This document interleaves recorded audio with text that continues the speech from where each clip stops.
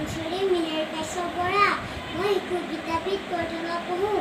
মই আজি সাধু এটা কওঁ। সাধুটোৰ নাম হৈছে আম আৰু আহত গছৰ কথা।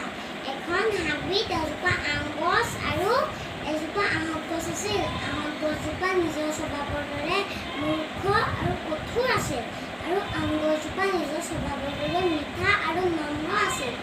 এদিন মৌৰাণী এই হাবিত থাকিবলৈ আহিলে। আহত গছজোপা দেখি মৌৰাণী আনন্দিত হৈ লগৰীয়াবোৰক ক'বলৈ ধৰিলে, এই গছডাল ডাঙৰ আৰু মজবুত। আমাৰ ঘৰটো ইয়াতে সাজিব পাৰিম, ব'লা গছডালৰ লগত কথা পাতোঁ। সেই গছ ভাই, মই মোৰ লগৰীয়াৰ সৈতে ঘৰৰ সন্ধানত আছোঁ। অনুগ্ৰহ কৰি তোমাৰ ডালত মোক ঘৰ সজাব দিবানে? কোনোবাই মোৰ ওপৰত ঘৰ সজাব আৰু কোনোবাই মোৰ ওপৰত বাঁহ সাজিব। মইতো বিশ্বাস কৰি ল'ব নোৱাৰোঁ। তোমালোকে ৰাতি দিন ভুল বনাই থাকা। যোৱা, তোমালোকে বেলেগত বিচাৰাগৈ। আমি এইবোৰ দেখি আছিলোঁ। আমি মৌৰাণী মাতিলে, মৌৰাণী মা, আপুনি আপোনাৰ লগৰীয়াৰ সৈতে মোৰ ওচৰলৈ আহক আৰু মোৰ ডালতে ঘৰ বনাওক। যদি আপোনালোকক মই যদি সহায় কৰিব পাৰিম তেনেহ'লে মই ধন্য হ'ম। মৌৰাণীজনী আনন্দিত হৈ আম ভাই ক'বলৈ ধৰিলে, আম ভাই, তুমি তোমাৰ ফলবোৰৰ দৰে মিঠা। সেই বুলি কৈ তেহেঁতে মৌচাকটো বনাই থাকিবলৈ ধৰিলে। এদিন দুজন খৰিকটীয়াই খৰি কাটিবলৈ আহিল। আম গছজোপা দেখি খৰিকটীয়া দুজন আনন্দিত হ'ল।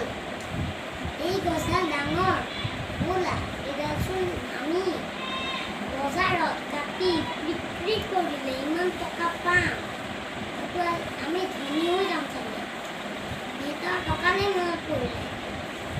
ইটো ভাই ক'লে, ব'লা এইডালকে কাটো।